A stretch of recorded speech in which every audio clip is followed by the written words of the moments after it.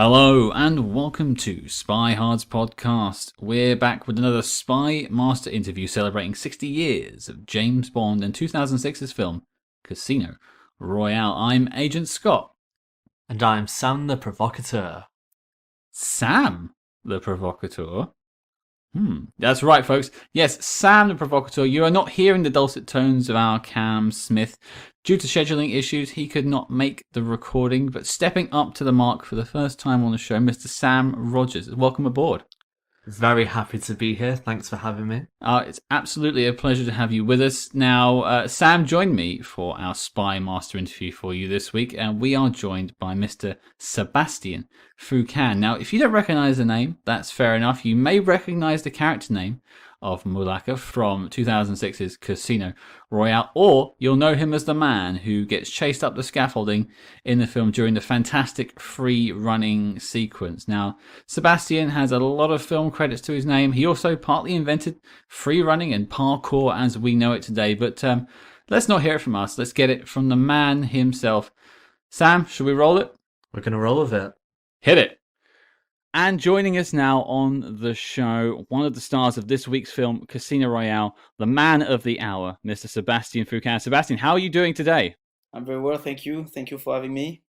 And thank you for joining us. It's a pleasure to have you on the show. And we're going to talk about Casino Royale in a little bit. But I want to take us back, like we usually do with our interviews, and just get to know you a little bit. Because I've been doing my research on you, and frankly, I'm fascinated. Because the top line on your Wikipedia page says, this is the chap who came up with the concept of free running and parkour. You are credited with basically inventing a art form and sport that is a very high esteemed credit for anyone to have. So maybe just take us back to that and how you got involved and how it started. Yeah, so it's a shared credit. I didn't do it by myself. I've got a bunch of friends also when we started together in the late 80s.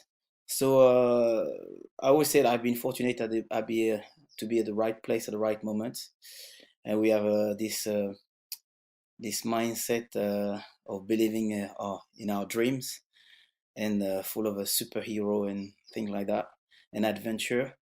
And as I say, like in the late 80s, my friend and I we started to do this kind of a way of moving. So. Probably a form of escaping the society and stuff like that. So we wanted to go outside and just playing around and jumping, climbing, and everything. And now it became this global phenomenon called parkour or free running.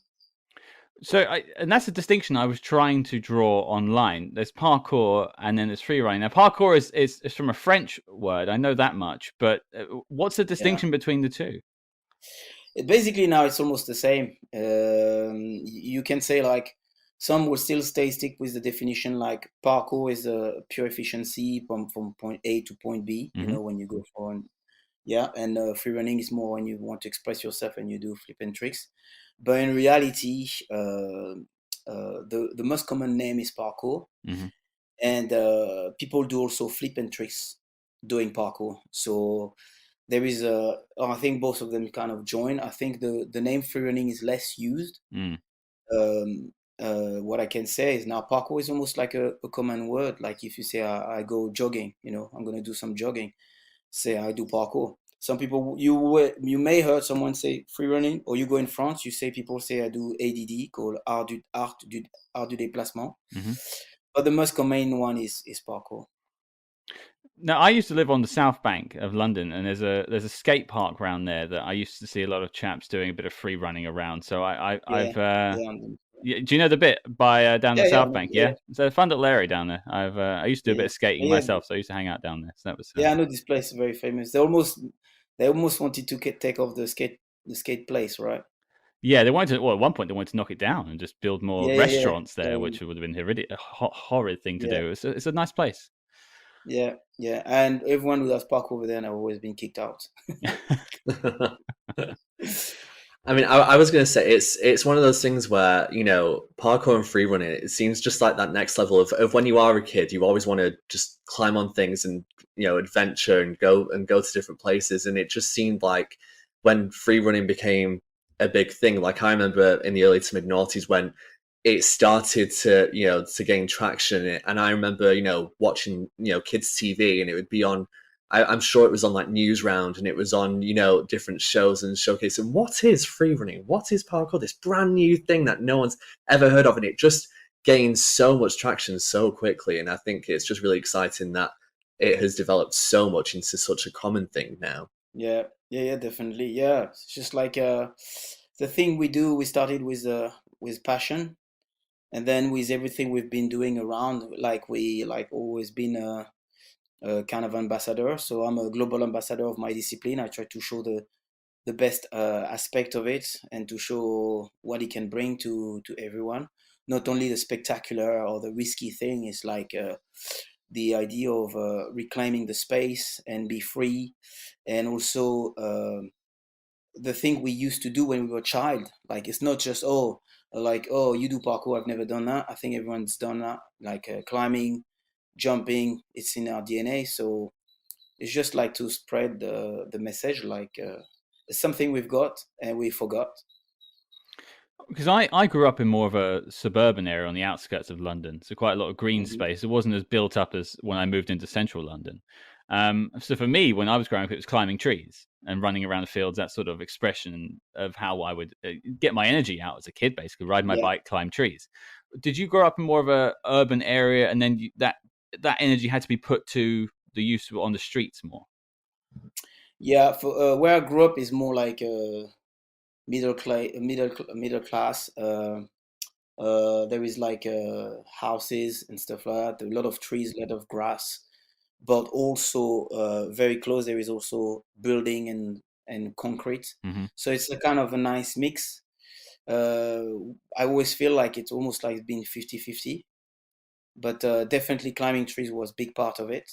It's more like the society start to tend to draw pictures like, oh, it's urban, it's Mm. urban. But for me, it's a human expression. It's not so much about being urban. It's like wherever you are, it's like this is what we can do. And everyone is like when you were a child, almost everyone, you remember like I've been climbing, I've been jumping. I did jump with my friends, you know. I've been swinging someplace. It's only the parents. Some parents encourage the kids to express themselves, and other Hmm. people say, "Could you come down here? Come down, okay? You're gonna break something, or you're gonna break yourself, you know." And this is the whole dynamic. It's how you learn at that age. I fell off trees. Oh yeah, I oh hurt yeah, yeah, myself, but you learn how to climb better and safer, really, from yeah, doing it, I yeah, think. yeah. Yeah, it's true. Well, Sam was just saying, it sort of beautifully leads me into this. Like, it was becoming a bigger thing. Then around the early 2000s, it sort of hit the boom, and people were taking notice of free running. And I know there was those sort of Jump London and Jump Britain documentaries they made. I remember Mhm. seeing some. I watched a couple of clips on YouTube as well, actually, just to get ready for this. But for you, what was the moment where people started taking notice of this form of expression? For me, the starting point was in France when we used to have a group called Yamakasi Mhm. a long time ago, and we did a TV program in the Channel 2 in France called Stade 2. And that's where we had like a lot of response from people around because it was the first time it's been shown on TV, and it's the first time from your town to reach a bigger audience. We saw the response and how people just like, wow, what is that? Mhm. Like like sometimes you do something for you, it's natural. You do it with your friend, but then you've got the view from an external view, and people start to say, wow, that's crazy. That's where you start to realize, oh, I've got something special. And yeah, for us that was the starting point. Then after we all went to separate ways, and that's where for me led me to jump London, jump Britain, because also maybe I sent a message to the universe. I didn't like the idea of the cliche, like, oh, the people from the banlieue, instead of burning cars, they're doing this daredevil thing. Mhm. For me it's like and the media was really in love with that, particular in France, because in 1998, where we started, 1997, 1998, when we did the TV program, there is this kind of in France. France win the World Cup with the football Yeah. World Cup, and it was kind of this uh, narrative of we call it black blanc beurre. It's like black, white, and beurre is like Arabic, Mhm. kind of like unify. woo, and then try to the idea is good, but they try to force it too much. Right. So they try to, that's like I say, it's like the banlieue, woo, instead of. But if you see where I grew up, it's not really like big bar of building and stuff like that. It was more like grass and trees and lake and stuff like that. But they really want to push this narrative, and I didn't like that. So I say, you know what, I'm gonna do only documentary, Sure. and I don't do any cliche now. I do only documentary. That's where I've been approached with Optomen and Channel 4 to do this documentary called Jump London, and the rest is history. It's just the ball keep on rolling. But as I say, I send a strong message to the universe that I want to portray the reality of my daily life instead of something just cliche. In terms of free running become a thing, I think just in the general sense anyway, it's such a thing where it's like you see it in things like Casino Royale, you see those documentaries that were made, and also just in so much general media. And I think we can talk a little bit later about like kind of like your overall thoughts on how it's progressed and evolved. But in terms of by that point when it had kind of started to become such a modern normal thing for people to do, like how did you feel going from just one of those people who originated it to suddenly, it's now gaining popularity, it's in the public eye? Because I mean that can be quite a shift when people start to think about, oh, you're the free running guy. Yeah, I saw you in that documentary. Uh, like everything is very progressive. You start from wherever you are, and then you build up. People start to recognize like a local newspaper, then after big TV, and then so on and so on. And it's all about opportunities and what you project. Hmm. People get attracted and say, "Oh, I want to work with that person and that person," and then whatever you do is just like. But I believe like if you do good work, this is what happened. But the idea of recognition, just go with it, just. And I'm really down to earth. For me, it's just like my practice, doing what I do. The rest of it is just part of the game. Well, I was going to lead into Casino Royale, but there's a small part of connective tissue between the previous James Bond film and Casino Royale Hmm. and yourself, because Hmm. Madonna starred in the previous Bond film, Die Another Day, and I do believe Yeah, you worked with Madonna before you did Casino Royale 2005 and 2006 in a music video and on tour. Is that right? yeah, yeah. I worked with her before. I did a video clip called "Hung Up," Hmm. and that's where the first time I met her, I started to work with her. I thought it was the only time I'm gonna work with her. Then I did James Bond. I work on James Bond.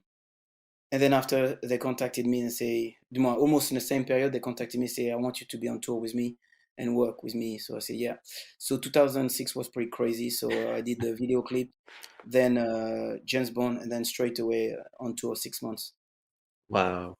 Yeah, I was watching some of the tour like footage where you were practicing beforehand and getting the choreography down. That looked pretty intense. Yeah, yeah, I broke my wrist over there. So Exactly. yeah, Yeah. Oh wow. Well, yeah. what happened with that? 1 week before we start, I broke my wrist. So I had to do 6 months with a broken wrist. Oh, you actually still did it for 6 months. Oh yeah, yeah. I made my Wow. decision. So as I say, I don't blame anyone. It's No, just no. my decision. I know it was once in a lifetime to do experience. So I say, you know what? I go for it. I won't go with the detail, but yes, I went through. You're still here. Yeah, Yeah, and not many people can say that they've toured with Madonna. So yeah, and with a broken wrist as well. So I mean, yeah. And also, like, I'm not a dancer. You know what I mean? Hmm. I can dance with my friend. That's all. That's how far it goes. But to perform with a superstar like Madonna, she's an icon. It's probably two like this. There were Michael Jackson, and then in the pop singing realm, Michael Jackson and Madonna. Okay, there is a lot of great artists, but people like really past the time, like long period. Yeah.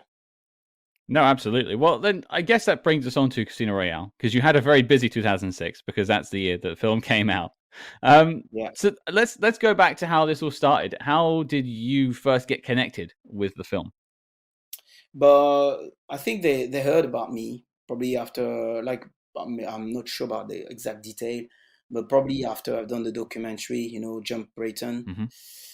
And I think especially in UK, people knew who I was. I had my website and everything, so people can search for me. Um, and I did also other stuff around, but so people knew about me. And then they cast me. Literally, they just contacted me with a secret email, kind of, Very James like Bond. yeah, because like, but all the project with Madonna was the same. They don't tell you straight away who you're gonna work with and what it's gonna be about because they don't know how it's gonna turn up. Mm. So it's just like almost fishing, And at the beginning, this is it. It's like we want to work with you in a project, a movie. Are you interested? Yeah, why not? What is it? Then they invited me in Pinewood Studio. Even when I arrived in Pinewood Studio, I still didn't know it was about James Bond, And at this period, I was not so aware of James Bond, so I didn't associate Pinewood with James Bond. This is just this place called Pinewood. I go to Pinewood, and then this long alleyway when you see all the wallpaper, the poster of all the James Bond. Now my friend starts saying, I think it's for James Bond. So, really, that's where I start to connect. And when I start to connect. Well, that's actually a perfect time to ask the question as well. I mean, you said you didn't know too much about James Bond, but it sounds like you were familiar with the franchise at that point. Oh yeah, of course. It's hard to escape, isn't it? It's kind of Yeah, everywhere. yeah. It's known. It's like it's so iconic. It's known everywhere. The number one spy is James Bond, so everyone know. My parents grew up with it, so you got several generations, several who grew up with. You can have like Sean Connery, then you have and others like but you got Roger Moore. So me, I was more Roger Moore when I was kid. Mm-hmm. That's the Roger Moore era. Then after you had Pierce Brosnan, you see. And then after Daniel Craig, but I forgot a few in between. There's a few listeners that are like screaming at their podcast right now, but that's absolutely fine. You were in a James Bond film and they weren't, so that's all good. Yeah. And I'm very happy because Roger Moore's my favorite Yeah. Bond, so I'm very happy that you're on the side as well. My favorite, to be honest with you, my favorite is Daniel Craig. I'm probably biased, but that's fair. my favorite, I like Sean Connery. For me, Sean Connery is literally yeah. I grew up with Roger Moore because there is a sense of humor with everything he was doing. Mm-hmm. Pierce Brosnan, I respect, but it wasn't really my era. For me, it's like not so much. And Daniel Craig, I think, is literally re-energized the franchise, especially when you had like the Jason Bourne kind of era when it's like, okay, this is the new guy, the new thing. And I think Daniel Craig did it brilliantly with his charisma and everything he did. For me, just like there we go. Well, okay, so you've turned up on the set of Pinewood. You found out it's a James Bond film. Have they gone through what they're looking for from you at this point and what they want you to bring to the project? Oh yeah. They knew like in the script they knew there is a terrorist who need to escape from Bond, mm-hmm. and they wanted to something fresh and new. Obviously, started, and that's why they wanted to have a parkour in this. Like it would be good to have a sequence of parkour. The question is, could we do something with because they want to move away from the green screen as much as possible to be absolutely like real, like the old days, like this is it. And that was that was it. There's something synonymous about Bond and chase scenes, whether that's being vehicles or to actually have one person running after someone else. So to add in this element, I think was so clever of them to do, and it was such the right time to do it. My question on that, just kind of initially, like, was there any kind of initial setup as how exactly it would go? Did they have something choreographed, or was this something that you had to really influence? Because I can imagine that a lot of freerunning and parkour is very kind of the moment. It's not too heavily planned, whereas this obviously it's going to have to be retakes and reshoots and having to do things again and again. So I mean, how much work had to go into that initially, even just before even walking onto a set? A lot of work. The day when I arrived in Pinewood, with Gary Powell, we already started to practice with the car, what we can do with men with car together. Like I had a harness, and I was jumping on cars and moving all over the place. That was probably the time where they decide they want to work with me, because I didn't know at this time, but they also bring other people who does parkour from UK. So I think I knew it later on, but basically, so they did almost the casting there. They wanted to know, can I listen to the instruction? See, can they speak to me because I'm French? So yeah, I think this is where it started. But I remember from day one, also even the crane. They were when I arrived, they were already doing the rehearsal for the crane in Pinewood. They had something really high, and then everything was set up the same, and they start to rehearse with the wires, the jumping from the crane. Even for me, I said, "Whoa!" I was like a kid in the kindergarten. For me, I said, "Oh, I want to do that." I said, "No, we need you over there." So I was walking, but the stunt guy was started to practice the jumping. Was there kind of spinning off of Sam's question there? Obviously, they had an idea of what they wanted, and that was realism. And that's really the influence, I think, of Jason Bourne had come out. A few of those films had come out by this point, and sort of how Die Another Day was received. And they wanted that realistic element. They're bringing you in, one of the people who invented the concept. They had some ideas. They had the crane. They had some cars ready for you. But were there things you brought along and ideas that sort of made it to the finished product in the end, in the finished film? Yeah, a lot. Everything from a stunt point of view was from Gary Powell. So he had all his idea from the truck, like everything with machinery. It's Gary Powell for sure. But the technique, how to get from this point to this point, they had no idea. So I had to show them which technique goes where and which one is the most appropriate.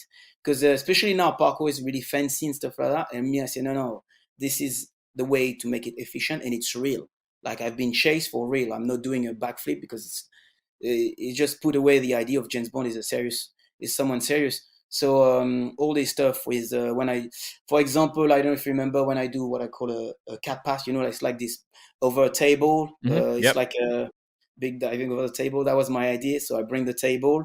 That was my idea also to add people like working on it, all this stuff, because I say to make it more realistic, because I do this move, a table in the middle of everything. So it's like people working, but I show them to Martin Campbell.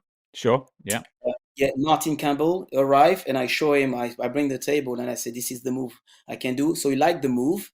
And I say, yeah, and that's why I say we can put it here and you can do all this stuff. So the table was me. Also, when I jumped down, this kind of elevator.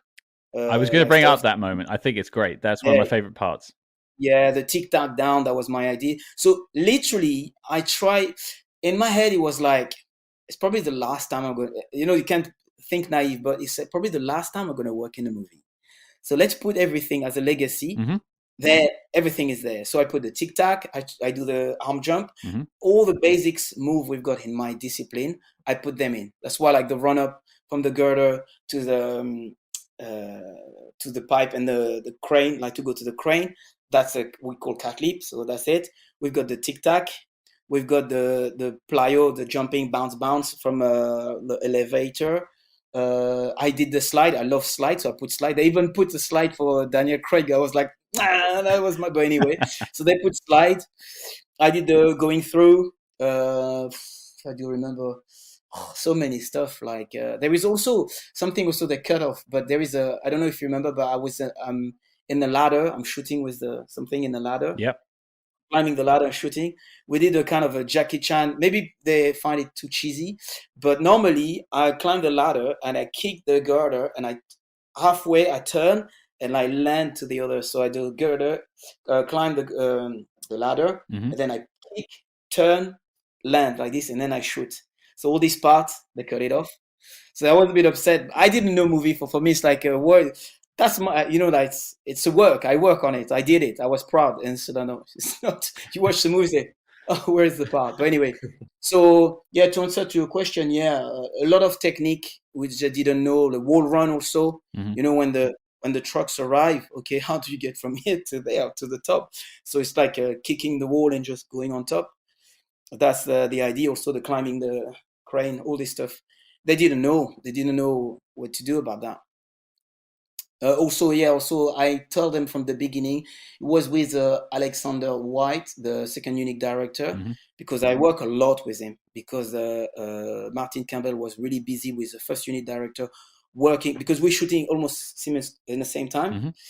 They were working with Daniel and with Katrina Moreno. They were like the beach and stuff like that. They were working. We were doing like all the rehearsal for this. So when Martin Campbell arrived, can see, okay, what's in there. So so with Alexander White, I explained to him the idea of a track shot. I say, this is my expression. You know, I'm a runner. I like to run. Mm-hmm. So what I need is a long, like you can put a long rail, and I show you what I can do. So that's what they did when we went to Shantytown. You know, there was like a lot of rain, and I showed them how fast, because it was brilliant, because for the first time I could literally run for real. Usually you always slow down a little bit, but now I could literally go. Even I had to slow down, but I can literally show what can happen with motion, because it's all about motion. That's what bring all the dynamic, the motion. Also tracking shot from the sky with a helicopter, all this stuff. That was not my idea, but all this stuff give certain motion, you know. Well, it's definitely a step up from a Channel 4 documentary to a big budget James Bond film. So yeah, being able to capture the actual essence of that sort of run can be achieved because they have more money and more cameras and more setup. So it was the best place really to showcase your skills is that film for sure. Yeah, definitely. But also, like, even sometimes I'm thinking like more could be done. Even now, like people see Casino Royale, but it's just like I didn't have the opportunity to show more. Now it's been years and years and years, but I knew when I did it, it's like, oh my God, there is so much can be done with all the technique they've got. Because now they can go CGI and stuff like that, but still human being, you can see parkour. We can do so much. It's just like the good collaboration with the stunt team, cameraman, DOP. Everyone's got the artistic vision. You can come up with great stuff, and that's what we've done with Casino Royale. It's not only my work; it's a teamwork, a team effort. Yeah, and I think what really works about that sequence is how dynamic it is. It doesn't feel like it's just really cut together. It feels like it flows very naturally. Mm-hmm.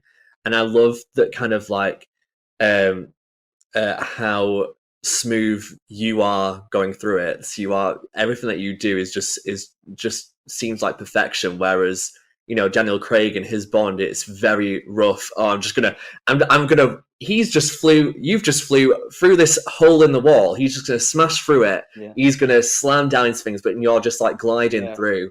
And I think that's the great thing about it, and it really showcases your character and his character in it. So I think it's just that from my perspective is just a really fantastic thing. Yeah, because also with movies, of course you got dialogues and you got like actors, but I didn't have any dialogues, and the whole idea is how could you? It's almost like the whole time with Charlie Chaplin, or Buster Keaton. Mm-hmm. Is how could you express yourself with just movement and tell something about who you are and what you do. We can see straight away James Bond is got determination. It's everything he does is about determination. It's like his focus, laser focus, and that's why he's so good. And that's why they show it through even sometimes it can be comical, but when he goes through the wall and everything, when he jumped from the crane and then he land like this, you can see like, and then after he land and then he stumble and land again and then he shook his head and just keep on going. That's already tells you, okay, who is this new James Bond? In a few sequence, you've got a clear idea of what you're gonna get. In the whole everything after, this is who this guy is, okay? And you in it. And my character is always like, you can see like, how the hell is gonna get that guy, because wow, and then that's this confrontation sets everything after for James Bond. You say, okay, I can root for this special agent because wow, is tough. It's tough. You can't escape him. That's the whole idea. Well, the classic adage is show don't tell, and they showed you that this was a new James Bond. Yeah, by having him bust down that wall, because that's that scene never gets old. Yeah, you see, yeah. No, so I was just gonna say, and because you have the pre-title sequence, you have the title sequence, then you have this, and this is the first big set piece of this new era, and so they really needed it to be kind of to hit with audiences, and you can see in the promotion of this film when it came out. I remember, when the trailers were coming out that this was one of the focuses. So obviously there's a lot of importance on this anyway. But then also it's good when you actually watch the scene. You are very reactionary. It's all looking at what your face is doing, and you're like, okay, and then suddenly, he's still following me. He's still behind me, and you can see it like in your performance. I remember there's one shot on the crane where you look back and you just seem so angry that he's followed you all the way up. And I think, having that verticality as well, like, which is very rare for, a chase scene, is for people to go up. It's always either people going down. Yeah. And I think that's one of the things that makes, the free running element of this really stand out, and I think hold up 16 years later. Yeah. Yeah, for me, like I said, James Bond was, I've been fortunate, as I said, to be in the James Bond movie. It's amazing because it's an iconic thing. But also, I could have done parkour in it, and it will not have been that good. As I say, it's a teamwork. There is a lot of stuff I'll be interested in knowing. It's like, if you think of it, even storytelling wise, it's like you said, don't tell, like show and don't tell. It's like, it's a cliffhanger. We go up and up and up. It's like, how far they're gonna go? Like up and up and up and up, and then they go down, and then you just for an audience who's watching, it's like, whoa. See, like, because we start from the shanty town, like it's chasing me from the shanty town, and it goes super quick through the jungle. So you go like this. Then after I go through the fence, then after through the sand. So it's obstacle and obstacle and obstacle, and it's still behind. And then I had myself behind the house, the pipe. I got big pipe, and there is the house, and he's coming with a truck behind. But already here, it's like, is he gone? And then no, I'm getting even stronger. Like now I come with a truck. It's just like, oh my God, he's with a truck. So I need to go. You see, like how they escalate. Mm-hmm. It's amazing. Like when you think of it, it's like escalate, and then after you escape, I climb up. Okay, but no, with the truck you just smash everything. So I'm going at you with everything. Then I keep climbing. It's just, when you think of it, when you look at it, it's like, wow. In terms of action, it's full. It's just like, you just go woof. Well, we've skimmed over two things that I want to address. Firstly, you aren't an actor, and you're acting in this film. And as Sam said, it's terrific because you are showing your frustration with James Bond keeping up with you. Because in this imaginary world, as you say, you're a terrorist, but you're also very skilled at free running. Clearly, this person, you think you've got his number, but no. 007 is keeping up with you, and you are able, through just little reaction shots, to show your frustration. How was that, having to act along with the free running at the same time? But first of all, I'm an artist. Usually I've got painting everywhere, but I love when I do something, I like to do it fully. So as soon as I knew I was in this thing, I wanted to know what acting is about and the whole universe of acting, So about expression. And I start to realize very quickly, like, you're going to be on big screen, and every teeny tiny detail people can see, even if I look from here to there on big screen, it's spot on. So when I start to realize this, I say, okay, how can I work? And I realize also it's all in your head. So people can see what you've got in your head. And for me, all I had to do is to use my imagination to create something was real. For example, I will give you an example. When you look at the movie, I'm the bad guy, right? Mm-hmm. But in my head, I was the good guy.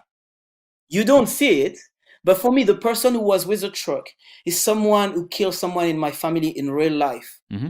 So I've got a gun, and in my head, it's like, as soon as I saw this guy, because he's fast, I'm going to shoot him and going to kill him because he killed all my family. That's what I had in my head. The camera shows something. I tell you what I had in my head. Then after you say, oh, that's good. It looks like, oh my God, it looks really, we can see he wants something. It's just because I use my imagination to tell a story, which I had to really believe. Then you have two options also. You can run with the idea of, I'm going to chase someone, which now you're dominant. Okay. So your expression is very dominant because I'm in control. And then after you can reverse by running, like now you've got aliens behind you or something like a tiger and something like that. Then if you're really good imagination, you see, now you just like, where is this? It can be anything, a pit bull or anything, but it's like, oh, it's going to bite my legs and stuff like that. Camera will capture everything. All you have to do is just do your expression. Like if it's running, just run. but don't run just like it's your friend behind. Run is, and you can pick up with everything is scary for you. You pick up one, and then you use it. That's basically my trick. That's what I did for the whole sequence. It's like, okay, now he's behind me. I've been running for, it has to be realistic. I've been running for hours and I'm quite good and he's still there. So it's like a scary movie. You know, when you say, where is it? It's behind you. But where? You know, kind of this kind of stuff. That's how it works. You bring this just in your head. Well, you bore the weight of that scene, I think, in terms of some of the acting, because you had to show the frustration. And that this whole Sam said this whole entrance of Bond, we're trying to sell a new Bond. This is a different energy of James Bond. But the man who had the most amount of weight in this film is Daniel Craig, and we've not spoken about him yet because you did get to work with him on set. You did many scenes with him in that short sequence. And I wanted to ask you, what was it like working with Daniel, and what was sort of his vibe, and how was he dealing with it? Because there's a lot of pressure on him at that point. Yeah, I think he did hide it pretty well. I have to say, because at the beginning when we arrived in Czech Republic, when we work, it was the first time I met him. It was in Czech Republic, in Prague. That's where we started to film in a studio for the embassy. And we started to do the rehearsal together and stuff. I think there is some footage where we see. I think there is a documentary where they saw the footage where we're in Prague. And but the first approach, I think it's very humble. Very down to earth. It's like we're teamwork. We know we have a task. Everyone has a task. Everyone is professional, so everyone has to do something. No, there is no ego. But I'm sure there is movie where there were ego involved. But I can assure you, in Casino Royale, there is no ego involved. It was pure work. It's like everyone has something to do, and Daniel come exactly like that. Like work ethic, come early. Nothing special. Like he's got a special treatment. No, he arrived exactly like us. He had his jogging and stuff like that, and we just rehearsal with fake gun and toys and stuff like that, and we go slow motion and decompose everything bit by bit and work on, and then separately and then together, and then that's how you work. You start to work together. But the whole journey for him must be like crazy, because I think he did the layer cake before. I never heard about him before. For me, it was if it was Pierce Brosnan, maybe I was, oh, I know that guy, but I haven't seen much of him. I didn't know. And but how big he became after, it's completely different. But the amount of pressure for because also we all have a stunt double, but man, he did a lot. Because people will say, oh yeah, did he do everything? I can tell you, Daniel did a lot, and he hurt himself. That's the proof. Also, he hurt his teeth. He hurt but we all have. I had cut here, cut there. That's where like we're all in the same page, for me. And then also you've got the newspaper, so they try to get any single bit of everything, so it won't be good. I think there was something like because he was blonde or something like that. I did not like that. Yes, they will pick. To be honest, I think it's the same for everything. Wherever you are, if you start to be the number one, people will pick up of whatever. You've got beard. Oh yeah, I don't like his beard. Whatever, And he went through that. He went through all this stuff, and people start to pinpoint everything, and even to judge before he even started to prove anything. And that's why I think it must have been a relief for him when people say, "Oh, that's brilliant," because all he can do is put everything, and he did. He works crazy on it. He must be tired, like emotionally, physically. It must be a lot. But that's more a question for him. But I can assume, I can imagine, for him, it's tough. Well, we've spoken to a number of martial artists and stunt performers that work with Jason Bourne actor Matt Damon. We've done a lot of interviews with those films, and they all speak to his work ethic and how well he took, even in Bourne Identity, to doing martial arts and a lot of fight sequences, and really dedicating himself to the actual training of it, not just actually performing, but actually getting physical shape, which is another part people don't know. Like, it takes months, years of determination to get to that sort of shape. It's not something you can do in a day. What was Daniel like to sort of train with in that sense? Did you get a lot of time to go through the moves, and how did he take to free running, because that's a new thing to him? To be honest, we didn't exchange much on free running because this character was like more running. He doesn't Sure. have to do special move. I knew Daniel came with his personal trainer, so they were all the time together. So I think I don't know, he must have trained like, I never really asked that because as soon as you start to work, you're in a working environment. But you can see, if you look at the footage of movie Layer Cake, probably was the one he just finished, Yep. and how he become like, it's completely different. You can see there is transformation, there is a seriousness about, I'm gonna take this character seriously and I'm gonna do it for real. So it trained a lot. There is so much to do. Like there is the weaponry, uh, I can't even tell. Like acting, physicality. Yeah, but you can see like even nobody know you. Like as I say, if you're clever enough, you just watch. Say, oh yeah, there is work. It didn't just turn up. Just like I say, yeah, I'll do that. No, no, no, no. It's like you can see there is dedication right there, and he deserve it. Like that's for me. That's why that's people who earn my respect because I've seen it. Hmm. I've been there. I've seen it. So okay, no matter what people's gonna say, uh, he never treat me like with a condescendent, like really high and stuff. Like always same level. I even went to see him because at some point I say, okay, it's good. People trust me a lot. Like that's great. But no one asked me like, where should I look with the camera? I did documentary, but filming is different. So even I say to you, I use my imagination, whatever. But at some point, I see he was sitting, and I say, okay, I'm going to ask him because everyone assumes I'm an actor. I don't know everything. So I asked him. I said, Daniel, when you look at, we were about to shoot, like literally, we were about to film, like, and I said, when you're in front of the camera, where do you look? Like, and he came and say, okay, you see, when the screen is here, you need to look here because if you look there, then I said, oh, okay. That's the few tips I had, but that was enough because he gave me the tip, and I always remember. I say, yeah, you look here because here looks like you look in front of camera, but don't look straight into. So all this teeny tiny thing, I said, okay, I get it. And I said, thank you. So, oh, you're welcome. And then I was, get back to my work. Get running. But you see, we all have our stress. He had his own stress. I had mine because for me, it's like they all pretend, they all think like yeah, it's gonna be great, which is good. But sometimes I would, even the crane. I never practice on crane. People say, "Oh, he does parkour is good. He does parkour is gonna be fine." For me, it's like, hello, like I've never been on a crane. I never practiced on the crane. The girder, like every day I go on a girder. The new generation now, there are a lot of selfies and stuff like that. But my generation, no, I jump, I climb it, but not that high. For me, it's like, so yeah, everyone had their stuff to do.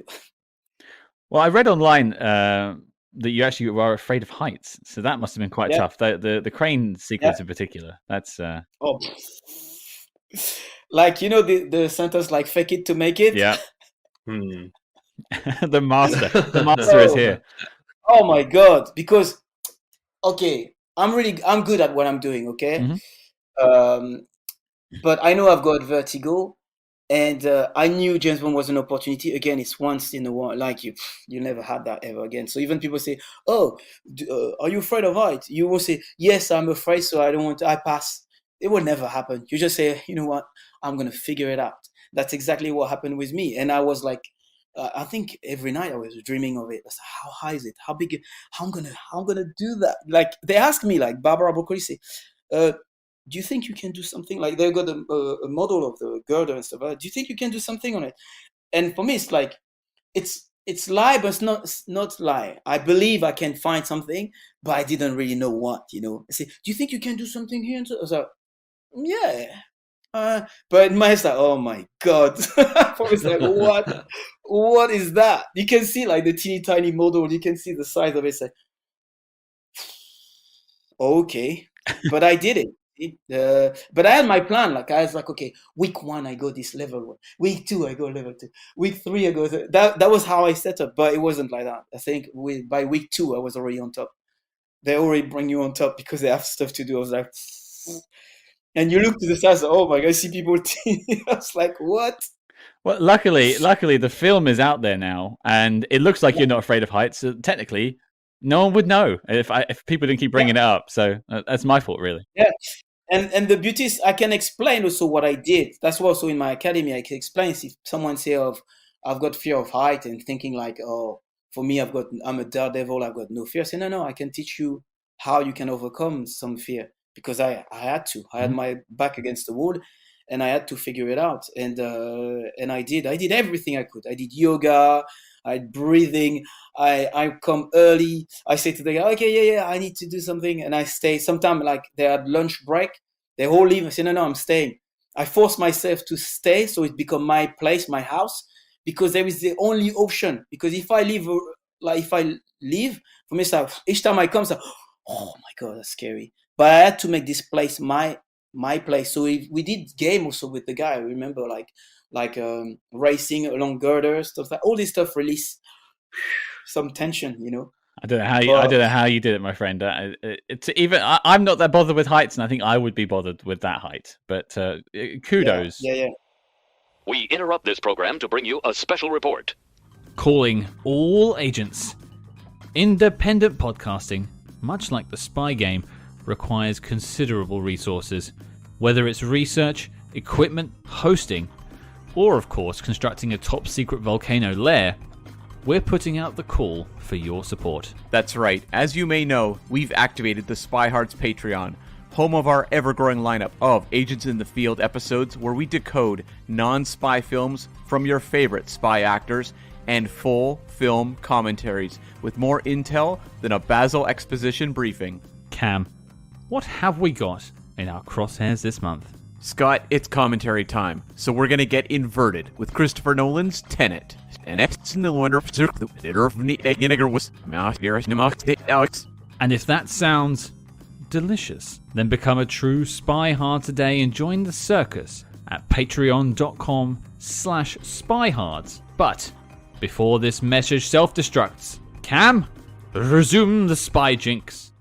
I mean, I think a lot of people wouldn't be aware as well is that, you know, in preparation for something like this, everyone, you know, a lot of people must think, oh, it's all about physicality, training, like body. But, you know, it is, you know, a mental thing as well. You really need to get your mind in check to prepare, because it's not just you're doing that. You're doing it on repeat. It's long shooting days. So I guess, you know, it's good that you, despite, you know, you being quite new to an element like that, that you managed to kind of compose yourself and do things like yoga and actually take time to kind of visualize things and go, right, okay, this is how I'm going to do it. And even if it didn't go the exact way you wanted to, you still actually got to that level. And I think that's a really impressive thing, and that what a lot of people would strive to do. Yeah, thank you very much. Yeah, it's true. And when you've got the support of your team. Like if you're by yourself doing a task is one thing, but when you start to, instead of being competitive and see right now, when you start to embrace people as a team, you've got support. You just like the screen, you see this, but you look to the side and you got this one. So yeah, you know, and it's like a team effort, and it gives you energy, you know, like you all work together. And as I say, we're all professionals. So I always knew where to be, where I should be, where is the cue.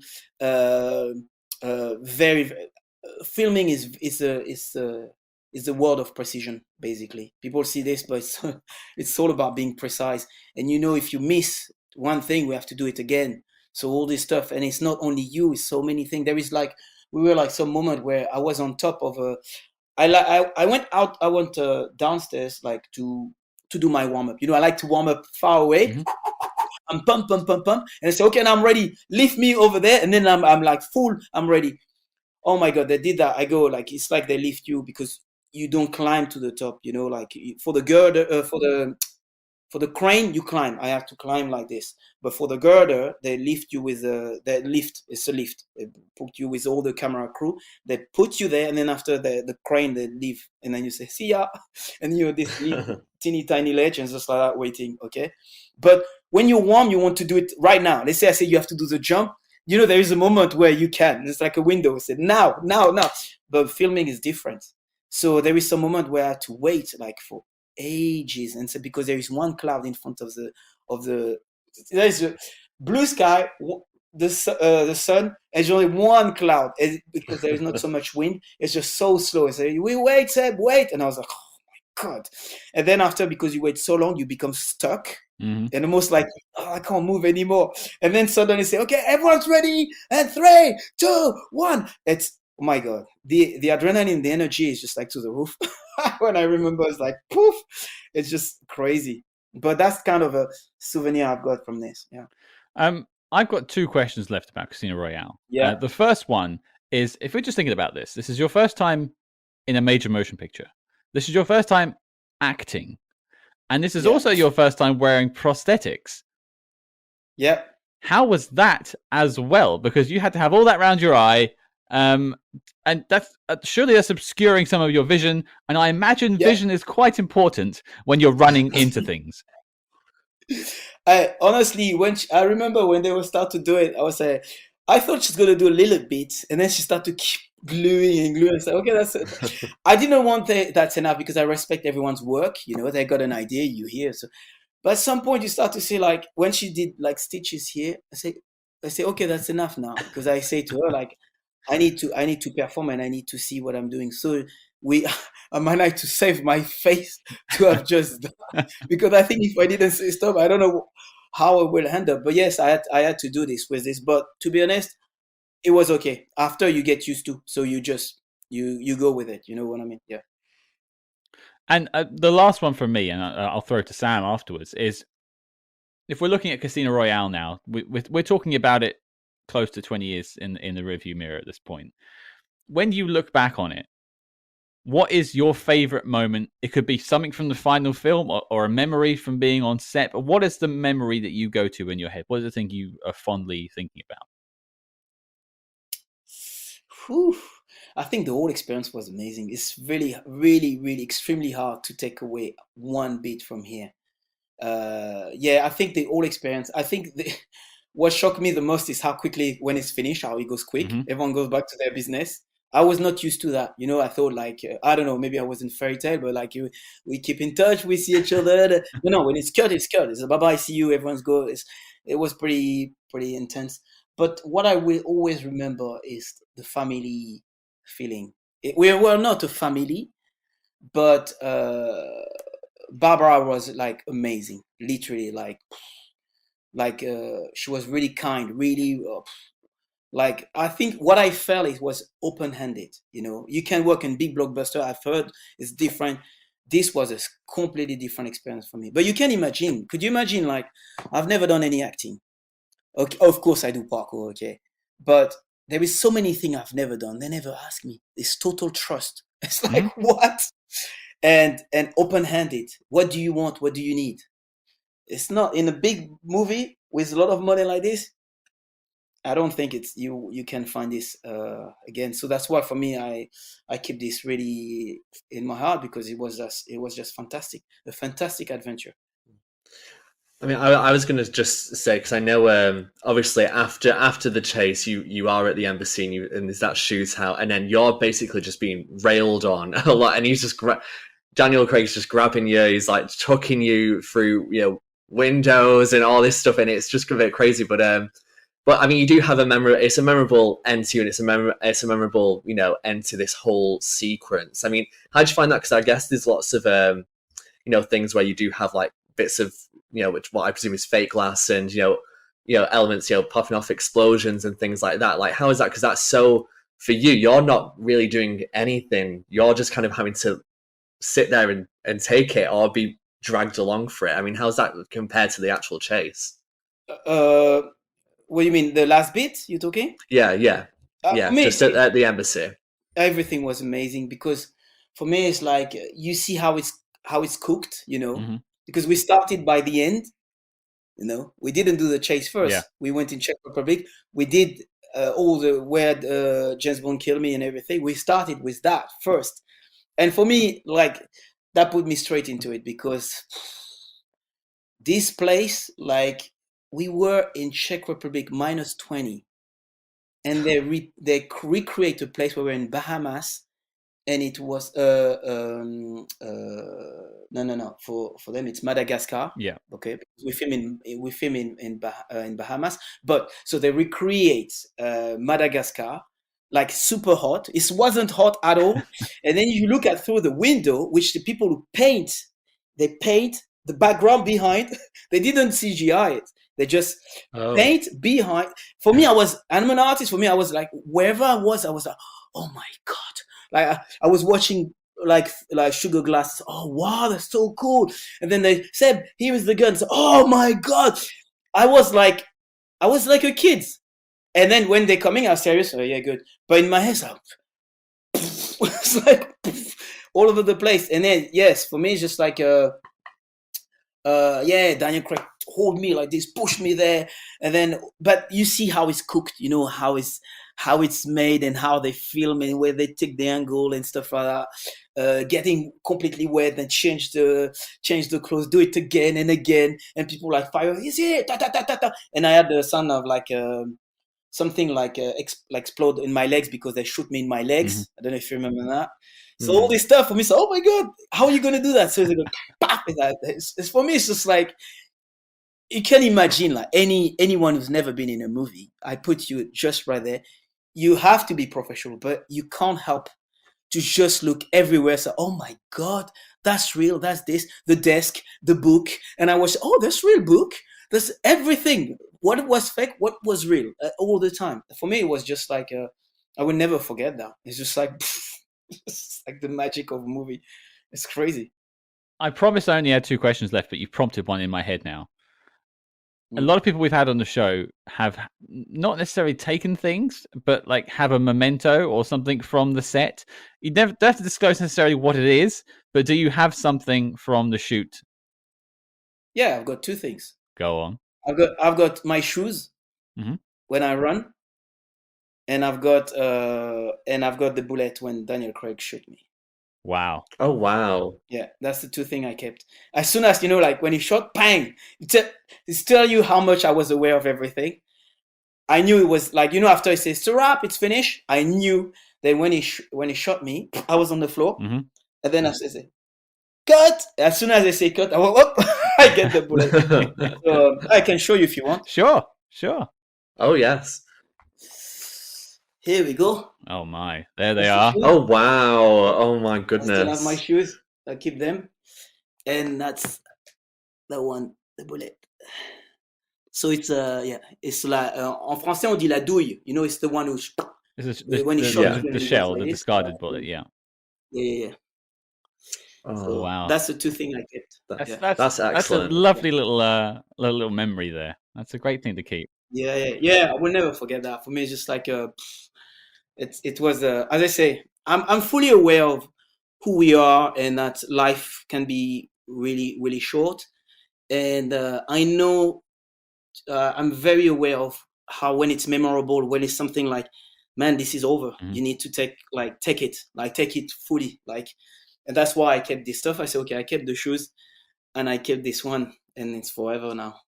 I was going to follow up, but I think you've summed it up perfectly. Like that was a moment in your life that will live in infamy and in cinematic infamy. Like you have put together, you're part of not only Bond history, but potentially the best Bond film ever made and potentially the most exciting sequence in any Bond film. So that's something to treasure. And this is coming from 2 lifelong Bond fans. I don't know what our opinion means, but hopefully it means something. Yeah, thank you. Yeah, it means a lot. Thank you so much. Yeah. Appreciate. I just wanted to add, sorry, sir, just that as an artist as well, and as someone who has again free running since its inception, and kind of someone who I guess visualizes a lot of things and actually puts things into practice. How is it for you, I guess, when you first saw the film and you saw the finished product? Because for a lot of artists, when they perform or they do something that they're really passionate about that not many other people can do, sometimes when it's translated into television or onto film, it doesn't translate correctly, and sometimes a lot of stuff's taken away. I don't know how you felt just about how the finished product. I mean, obviously, from what I can tell, it's a positive reaction. But I guess when you first saw it on the big screen, how was that? I knew already because Alexander White showed me some footage of what they filmed right when we were in Bahamas. And straight away, I said, don't show me more because, artistically, I look and say, okay, that's great. We're in the right page. And I think the other bit also is when we were in Leicester Square and we did the premiere over there. And I see myself in a massive, like for the first time you see yourself in massive. It's like, it's not ego. It's just like something really weird. Like I was sitting like this and I just turned to look at people. Like you look at other people's reaction because it's like, it's your piece of art. So you want to see how they react to and you see them like the eyes like this. Oh. And then for me, it's like, yeah, it's very fulfilling, like really good feeling, like really really proud. I was really really proud because I knew, sometimes you can do something and you don't know if it was that good, like maybe acting, is my acting was good? Well, my stuff I knew, like, you've never seen that, like I know my craft, so I say you've never seen that. And I knew, as I said to you, all my legacy is there. I love feeling, cat, like panther, all this stuff. And my legacy is I want my expression, my character looks like a panther or a tiger or something like that. And also because I'm really Bruce Lee guy, so for me I want everything portrayed like water, smooth and like fluid like water. And that was my legacy in one movie. That's all I can do, like I didn't say anything. So if I can put a philosophy into my thing, this is it. Okay, be water, my friend, and all this stuff. That's what I tried to do in the movie. And I knew I did it. As soon as I saw it, I say, okay, even if people don't get it, I knew for me, it's right there. It's right there. Well, I'm aware of the time, and I wanted to touch on some stuff like your appearance on Ninja Warrior. I'd urge people to go watch your Ninja Warrior tapes on YouTube. I mean, I used to work in fitness for a long time and in the leisure industry. I've been around fit people for a very long time. You've exceeded them all in one video. Congratulations there. Like that, amazing, so amazing stuff. Also, you were on Dancing on Ice. That's quite an achievement for anyone. Yeah. That's my nature of like to be challenged. I try stuff. I even cry in Dancing on Ice. Yeah. I don't know if you see it. Mm-hmm. Yeah, because I did how do they call it? Method acting. Like I tried to do, like, Taxi Driver when he went immerse himself into become. I did the same with ice skating.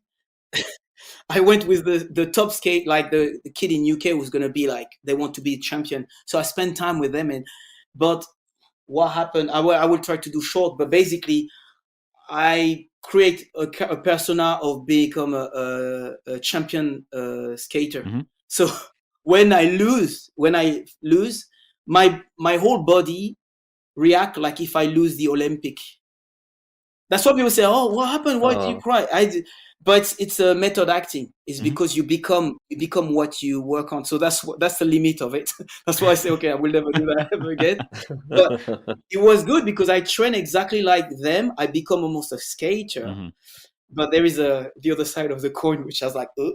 But anyhow, that's for the story of for people who want to know what happened. But that's why I like to do all this stuff. I like to challenge myself always. I wanted to make time to talk about the Foucan Academy and the work you've been doing with kids. I think that's important, and it's what I invested a lot of my time in former careers. So I applaud you for working with children and trying to bring fitness to schools and to kids, because I think it's very important in your primary years. So if you could just tell us a little bit about what you've been doing and the work you're doing at the moment. Yeah, ultimately, I always, we'll try to find who you are and what you try to do. So for me, it's like I know everything gravitates around playfulness and movement. Like that's how we connect all together. And I always say, for me, activity is vitality. And that's why I try to transmit in my academy. It's not so much about parkour or freerunning or stuff like that. It's not so much about that. It's to make sure the children are allowed to play and to be active. And that's the most, especially after when we had the pandemic and all this stuff. It's like, we must move. We must move. It's so important. So in my academy, that's what we do. We teach children to be active and to believe in themselves. That's the most important, because sometimes I say, they maybe not do parkour later on, but as an experience, it's like those who are introvert, we make them a little bit more extrovert, and those who are extrovert, we make them a little bit introvert, so more modest, be careful. But that's all this teaching, and there is kind of all this philosophy I want to transmit because of my background with martial arts. For me, it's very important for the children to have like some grounding, like strong roots and good role model. So that's what is very important for me. That's my legacy, basically. It's like for me, as I say, we play. This is my thing. It's like make sure the children, where they come in my place, it's a safe place. That's so important. I keep saying that. It's a safe place. No one's going to judge you. And here you can express yourself, and we'll be here to watch your back. So that's it. This is it. Yeah, we've got 3 schools. when West London, West London Free School, Addison School now near Hammersmith, and we so South Kensington Lycée Français, and we've got probably almost 300 students now. Yeah, is West London Free School, that's sort of Northolt way, isn't it? That is that the one I'm thinking of? Yeah. West London Free School, North Wales. My map, where am I? I mean, I'm in West London myself, so I'm familiar with the territory. It's near Hammersmith Station. Yeah, okay, absolutely. No, I mean, as I say, I wanted to take a moment just to point out the work you've been doing. It's very important to me Thank too. you so much, and I'm going to put links in the show notes below for everyone who wants to look in more. If you have children, schools you work with or anything like that, I'd recommend talk to Sébastien, see what he can do for you. But just from me personally.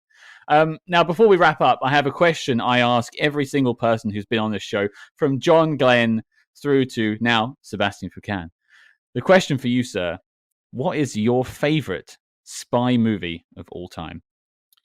My favorite spy movie of all time. I try to think. Did I forget any spy movie? It can be a James Bond if you want. That all counts. Anything that's personal for you. I know I try to not be biased, so I try to really think, because obviously the first one I would say is James Bond. It's tough. I have to say only one. If you have a couple, by all means. We've probably seen them all at this point. Yeah, I would say that there is definitely a James Bond for me. So like especially with Daniel for me, it's like I watch them. Sometimes you can do work and then you like it, man, but you don't really watch. Yeah, I've got all the video. I've got them. It's really okay. I've got them. You see, I don't have Sean Connery. I don't have Pierce Brosnan. I don't have any of them. I watch them. I like them. But the only one I got is from Casino Royale, and not just because of all the series, all the with Daniel Craig. The other thing is the Jason Bourne. I like the Jason Bourne thing. Not all of them. I think the first and the two, the first one and the second one. They're my favorites. I go too far now. Maybe I kind of like. There is something I like with the Mission Impossible. They're terrific films. Yeah. You see, some of them I like. Give me another spy movie. Do you know another one? Well, it goes all over the room. You can do Hitchcock films back to like the 39 Steps and North by Northwest if you want to go back to the 30s and the 50s. 60s, you've got all things like, or you can do like Austin Powers, and you can do funny ones if you want. Oh yeah, you see. Yeah, of course. Yes, you see. Because my head just I don't click because we've been talking about Casino Royale, but yeah, Austin Power is good. It's funny. Not only the serious one, I say Austin Power. Yes. Oh my God. There is so many spy movie. There's some really good French ones too. The OSS 117 films. They're all French language films. Yes, Jean Dujardin. Yep. Hilarious films. Yeah. Oh, the original ones and the Jean Dujardin ones are very good. I always recommend them to people. Yeah, you see, your question is tough because yeah, I like spy movie. I don't like everything in the particular movie, but there is a lot of stuff I kind of like. But would you say it's with Harrison Ford is spy movie also? There is some movie where he did. It's got like political. Harrison Ford. Do you mean the Clear and Present Danger and it's the Jack Ryan films you're talking about? The other one's escaping me. It's not Air Force One. It's something else. But yeah, they do count. You see what I mean? They do count. Yeah. Yes. So that's kind of my movie. So I like to watch it. It's just like you need to say who did what, who's responsible for what, kind of stuff like that. But yeah, to answer, I would definitely go for James Bond. James Bond is the number one. Perfect. We work for that. Is the number one. Now, what they're gonna do for the future, because I won't spoil for everyone who hasn't seen the last one, but yeah. Now I'm very curious about the next what's gonna be. I think we all are at this point. Where does it go? I'll ask you the question as we've got a couple of seconds. Where would you like to see it go now? Do you want it to go more real, or do you prefer more of the fun? To be honest, I accept what they did at the end. No spoilers, but yes. I have to accept because this is an artistic choice. Sure. But that's not what I would have done. It's not my choice. But for me, it's like, no, come on. That's me. To be honest, it's like no, don't no. I mean, the good news is that James Bond will return as always, so it will come back in some shape or form, and hopefully we'll all enjoy it. What do you mean? Do you mean why is he returned? Because he left? What's going on? Well, no, just because I mean it's always the same. No, they're just a new actor. It doesn't matter how the previous one left. He's got you. Sebastian's got you. No. Sam. Yeah, he will return. Yeah, it's true. It will return. But for me, it's like, how? What? It's curiosity. What they gonna do? I Like, tying it back to what we were talking about before. I will recommend people watch the Jean Dujardin OSS 117 films for an idea of how you could do Bond again now in the 60s, because they're funny and they work. yeah, it's true. It's true. Yeah, the sky is the limit. Quite right. And the perfect way to wrap us up. Sebastian, I want to thank you for taking the time today. I will leave links below to the Foucan Academy. I recommend you all take a look at that. And yeah, just what a lovely chat it was. And thank you. My pleasure. And there you are, folks. That was our chat with Mr. Sébastien Foucan. Again, I want to thank Sebastian for joining us. There are links to all the things we discussed in the show notes below. But before we let everyone go, I think let's just chat about the interview a little bit. We learned a lot about Sebastian, about his backstory, about free running, about parkour. But we're here to talk about Casino Royale. And I think the first thing that really jumped out to me was the fact that he had no training in acting or anything like that, and just what a fantastic job he does in the film. Yeah, I think it's one of those things where, you know, someone whose specialty is in one thing may not necessarily be able to, you know, transfer skills into other areas, but in this case it really works. And I think part of that is due to his ability to kind of be really open-minded. I think some people would think I'm here just for one particular reason, but he looked at this as a challenge and said, I'm going to put my all into it. And as we can tell and as we spoke about, we see on screen that came together to make one of the most recognizable and iconic sequences in Bond, and probably one of the highlights of stunts in Naughty's film, I guess. Naughty's films. Naughty's I love films. Naughty's. No, I completely agree. And you know, one thing he said in the interview was just how open he was to the process and how collaborative everyone was, from Martin Campbell, Daniel Craig, the stunts team, Gary Powell. They all worked together to create this sequence. And you can imagine someone coming in, you know, with the credentials that he had in free running, having invented the sport, with perhaps a chip on his shoulder. But no, he threw himself into the work and learnt from it, and has gone on to do more movie projects. So yeah, fair play to him. But Sam, is there something that you want to chat about from the interview? Yeah, I guess the main thing that I took away, which I think, you know, really brought a smile to my face, was just his whole positive attitude about the whole thing. I mean, many people will take jobs like these and just see them, right, it's just one thing, I'm doing this and that's it, and move on. He talks about this as being such like a wonderful moment and a great learning experience for him. And, you know, we've mentioned the acting side, but it's so many, you know, facets of filmmaking and what goes into that. And I really feel that he's taken all of that on board and used that in the other projects that he's done since. And yeah, just the fact that he speaks so fondly about it. I mean, a lot of people would say, oh yeah, it's a film that I did 16 years ago, filmed 17 years ago.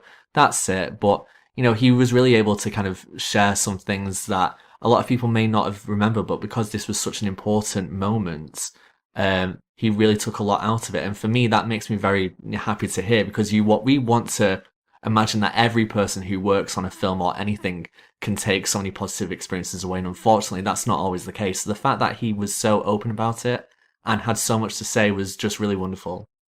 Yeah, I mean, we've had quite a few interviews at this point on the show, and there's been a varying grab bag of interest and passion for it for some people, and fair play to them. I mean, for me personally, work is work, and that's how it is. It pays the bills.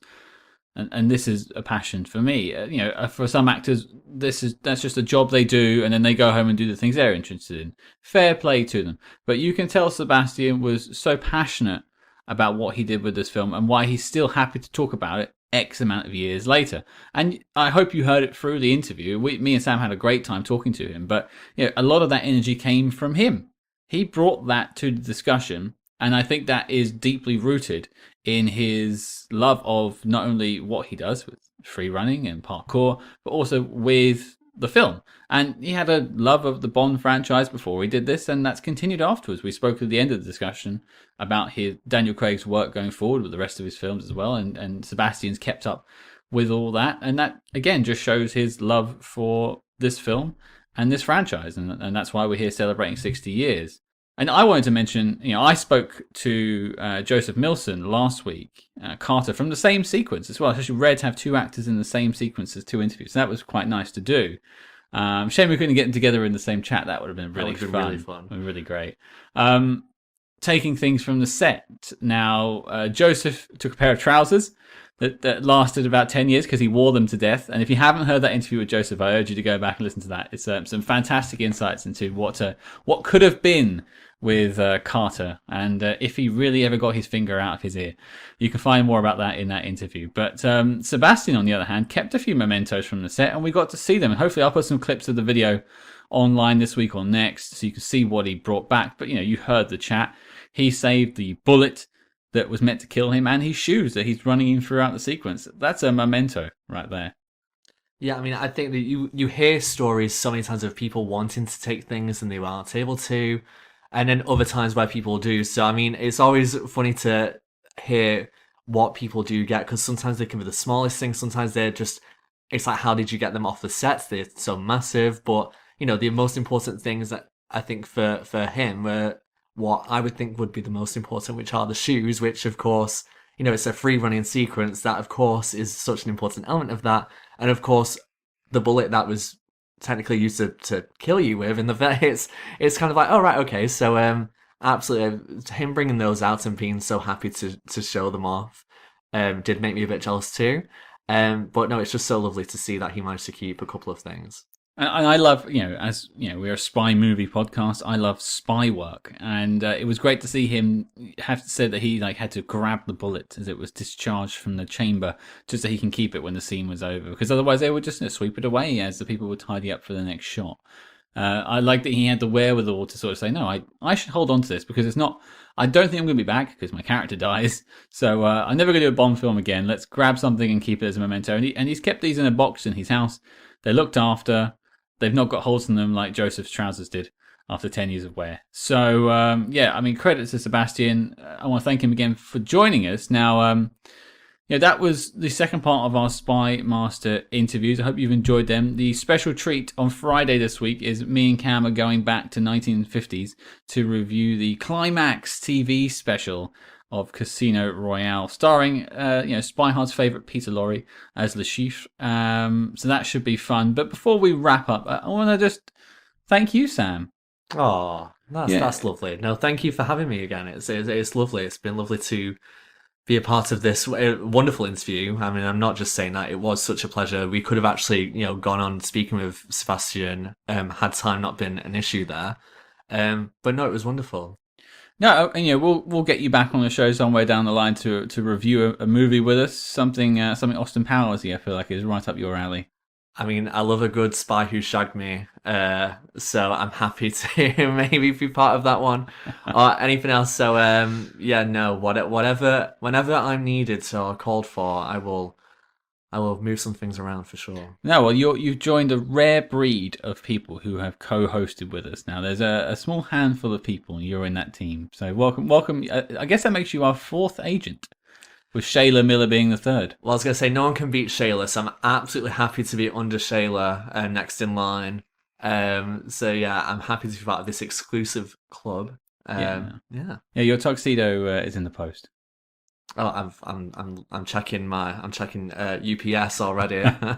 But if people want to hear more from you, Sam, where can they hear from you online? Online, so the main place where I talk spiel is my Twitter, which is at samr_1995. I also am on Instagram, although that's a lot of other stuff that's not technically related to anything Bondy or anything like that, but that is Sam_J_Rogers. And I also do some writing for License to Queer. So that's www.licensequeer.com. And sometimes I'm about on other channels, so you may see my name about. If you follow SpyHards, you may see my name in a couple of other things as well. But generally just out and about, mostly focusing on Bond, but doing other things as well. So, yeah. Yeah, I mean, at time of recording, Sam and I are enjoying the 60th James Bond celebrations around the BFI and at the Royal Albert Hall for the upcoming music celebration. So, yes, it's a great time to be a Bond fan right now, I would say. Oh yeah, everything. I mean, it's good and bad because everything's happening all at once. And you see all these people, which is great. But because everything's happening all at once, it's a lot of money being spent as well, alongside train strikes and other major things. It's been a bit of a weird, hectic time. However, to see all these people to take part into some really fantastic events has been fantastic, and it's going to culminate in this concert tomorrow at the Royal Albert Hall that we're going to be going to. Where we're all going to be getting smart suits and tuxes and all of that. So I'm sure anyone listening will see pictures by this point of things that took place, or maybe even watch the highlights video that's going to be on Amazon Prime of it. So absolutely check that out as well. I'll speak for yourself, Sam. I'm sat here in a tuxedo and sipping a martini. So I have a bottle of Diet Coke. It's not as glamorous. Well, quite. But speaking of not as glamorous, coming up later this week, of course, we have 1954's climax adaptation of Casino Royale. So look out for that. It'll be a shorter episode. It won't be a complete deep dive like normal, just be me and Cam hanging out talking about a TV show, because we don't put TV shows on the knock list. But so I guess your mission, should you choose to accept it, is two things. Firstly, enjoy the celebrations. James Bond only turns 60 once. Get out there, watch some films, and overall be positive about it, because you only get one shot at this place, and let's bring some joy to the world, eh? And that other mission is to join us later this week as we review Casino Royale from 1954, the Climax TV special, the first time James Bond ever appears on the screen. If you liked what you heard on this interview, please consider leaving us a 5-star review wherever you get your podcasts, and do not forget to follow us discreetly on social media at SpyHards, that's SpyHards on Facebook, Twitter, and Instagram. But until next week, listeners, go and stick your head in the sand somewhere and think about your future, because these bastards want your head, and I'm seriously considering feeding you to them.